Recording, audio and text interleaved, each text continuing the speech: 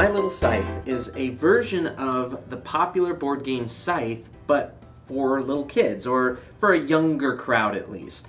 In this case, I own My Little Scythe because I have a 6-year-old and a 4-year-old, and they both love to play this game. They love manipulating the pieces, they love picking up gems, they love earning a resource called friendship. That's like their favorite thing to do. And everything about this is just wonderful for kids. Now, there's a lot of other games out there that are specifically for kids and have completely forgotten that adults really need to like the game. One thing I actually told my daughter when she was at Target recently looking for a new board game to buy, I said, you have to choose something that you think your sister or your dad will want to play. You can't just pick whatever you want. Part of learning about board games is learning about which games you can get to the table. And for her, it stopped her from buying some of the more toy-like games, some of the more sillier kind of games that have weird pieces or have you doing a lot of dexterity stuff, because I'm not that much into that, and I let her know, you know, we might not play this that often. If you want this game, can I suggest a different game? And so we've landed on My Little Scythe because there's an element in this game that totally remembers that adults are playing, and it gives you an opportunity to sort of not hamstring yourself necessarily, but go for the harder achievement, I guess you could say. In My Little Scythe, like regular Scythe, you have achievements that you can get. In this case, they're represented by trophies instead of stars. In My Little Scythe, you only need 4. In regular Scythe, you need 6 to end the game. And this is kind of where it goes. Now, the 8 different possibilities for this game are max out the friendship track, which is kind of like loyalty in Scythe, gain both upgrades, which is very similar to the way you upgrade with the factory in Scythe, gain 3 magic spells, which are basically like your combat cards, gain 2 quests, which is basically like the other quests. I guess you could still call them quests in Scythe. I can't remember what they're called.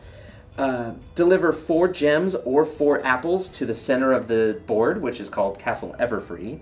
Win a pie fight, which is just normal combat, or get your combat points or pies up to 8. Now, when we played this game, one thing my kids love to do is just draw cards. So their favorite thing to do is go get quests and see if they can just amass quests. They always end up getting their friendship or pie trophy because oftentimes quests will give you those resources, but they don't really go for the delivery quests. Delivering gems and apples is actually harder than it sounds. When you do the move action, which can only happen every other turn because of the way you manipulate your actions, on your board here you have to move your little pawn from its current space to another space, just like in Scythe. So I can't do move more than once every single action. So I am trying to move to Castle Everfree and pick up these gems and apples. But if I'm carrying gems and apples with me, I can only move 1 space.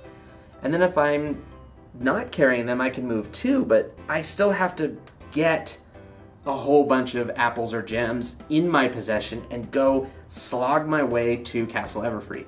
So 9 times out of 10, that is a trophy that is never even gotten for me and my family.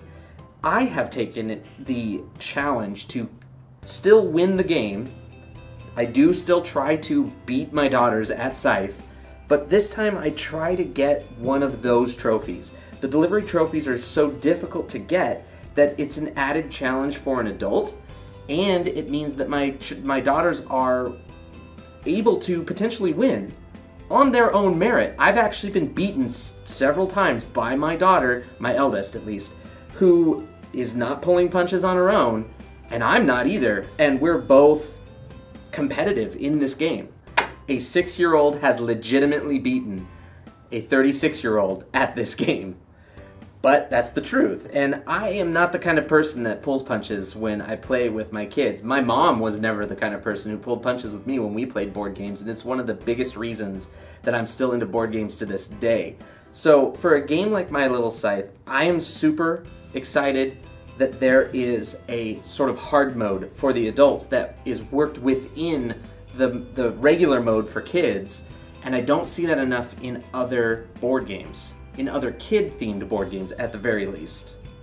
And thanks for watching. If you liked what you saw and you want to give us a like or a share, that'd be super awesome if you're on Facebook. If you're on YouTube, give us a subscribe, a thumbs up, and hopefully we'll see you in the next video.